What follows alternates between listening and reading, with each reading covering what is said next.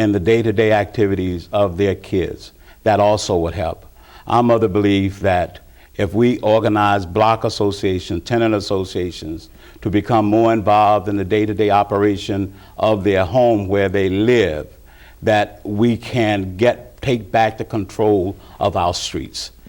Because I am, for one, who feel that we must take back the control of our streets.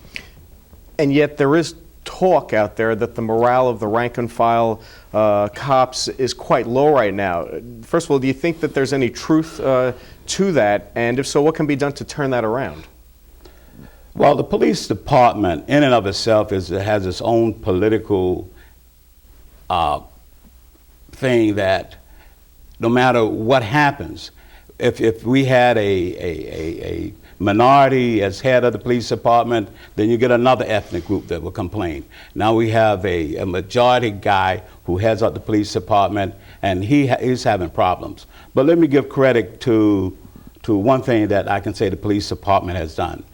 A few years ago, throughout the city of Newark, there was open drug trafficking throughout the city of Newark. Now it is very difficult to find open air drug markets. And if there is one, all the people have to do is call that 4311 number and report anywhere where they see open air drug trafficking taking place. Mr. Sharif? Yeah, I think the morale is related, especially among African American officers who really believe that given their number as a percentage of the police force, they should be moved up through the upper ranks. But I want to just go back a second to what Mr. Bell said about being in the neighborhood, taking back the streets. Mr. Bell does not have a little city hall where people can come to. Mr. Bell has no civic engagement strategy. Mr. Bell has no block by block organizational strategy where he meets with on a regular basis block association. He has no empowerment strategy where he trains people how to be community organizers and leaders. And so it's nice to say that I want to take back my community, but you have to develop a specific blueprint. And I, as a community organizer at the Urban League, we're in the midst of doing that now, developing a neighborhood plan. Every single neighborhood in the Central Ward deserves a neighborhood plan. And under this current council person, there simply is not that plan. So it's very difficult to take back the street. That's a nice thing to say, but without a plan of execution, that's almost impossible to do. Okay, let's let Mr. Bell respond to that. I'd like to respond to that because what he is talking about is, fantasy.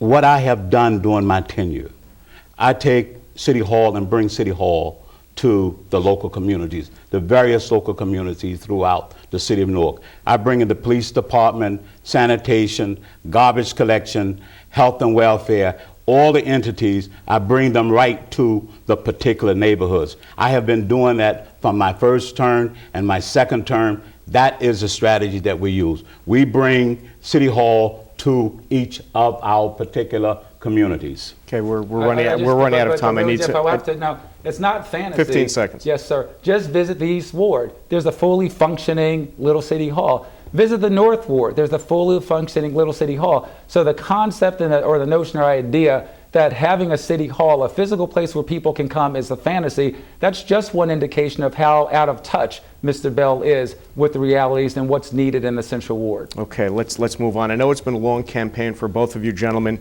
Tell us about the concerns of the people that you've met along the campaign trail as you've walked the streets in the Central Ward. What are they saying? Mr. Bell, let me start with you. Well, the number one problem that I am confronted with is the unemployment. Everybody looking for jobs. Number two, another major concern is housing. People are looking for decent places to live. And of course, there's always the crime problem.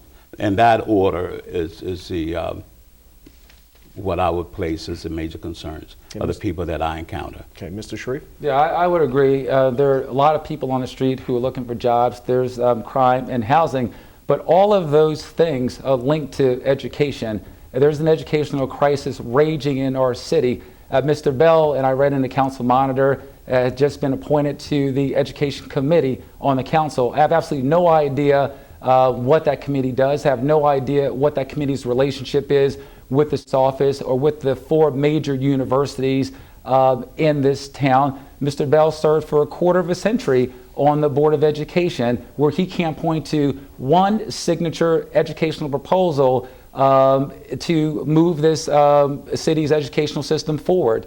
So all those things are an issue, but they're an outgrowth of this educational crisis that is crushing our city and ruining the futures of our young people. Mr. Bell, quick response? Yes, again, here we go again. During my tenure with the Newark Public Schools, I participated in the negotiation of the first teacher accountability clause. I was responsible for the development of a policy manual that addressed student attendance, student performance, and the overall policy formulation for the day-to-day operation of the Newark Public Schools. Well, Jeff, I'm sorry. This is my one opportunity to talk to the residents of Central Ward. On Mr. Bell's watch, it was July of 1995 that the State Board of Education came in and took over the school district under his watch. So it's nice to have a policy manual, but I'm talking about all of the kids who did not graduate with a diploma that was fit to be received. And so all of these things divert our attention from the central point. For a quarter of a century, Mr. Bell sat on the Board of Education, and the scores and their objective measures to measure the scores, they went down. That's fact. You can have your opinion, but you can't have your own set of the facts. Okay, we're out of time. I need to get to this last question. I want to give the two of you an opportunity to respond to this. Give us the number one reason why residents of the Central Ward should cast their vote for you on June 15th. Mr. Bell, you go first. Well, they should cast their vote for me. For one, I bring many years of experience in dealing with large municipal budgets. I also bring a lot of experience in housing development throughout the city of Newark, as well as job opportunities, contract opportunities.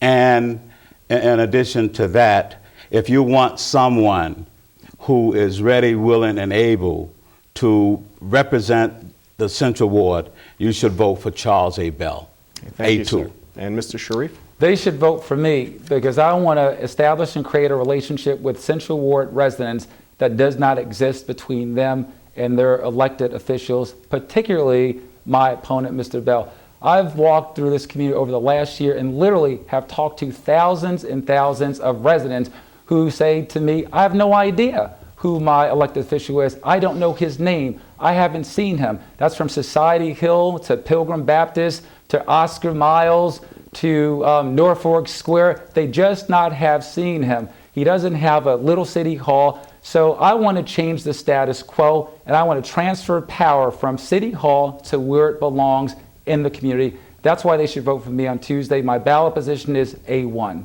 Okay, gentlemen, we're out of time. Thank you both for being here. It was obviously a very spirited exchange. Good luck to each of you on the runoff election on June 15th. Thanks again for joining us. I appreciate it. Thank you, Jeff. I appreciate it. And thank you for watching this edition of Cablevision's Meet the Leaders. Now that you have met the candidates, it is up to you. Runoff Election Day is Tuesday, June 15th. Please exercise your right and privilege to voice your opinion on that day. And don't forget to tune into our coverage of the election returns that evening starting at 8:30 p.m. For all of us here at Cablevision, I'm Jeff Hennig. Thanks so much for watching, and don't forget to vote.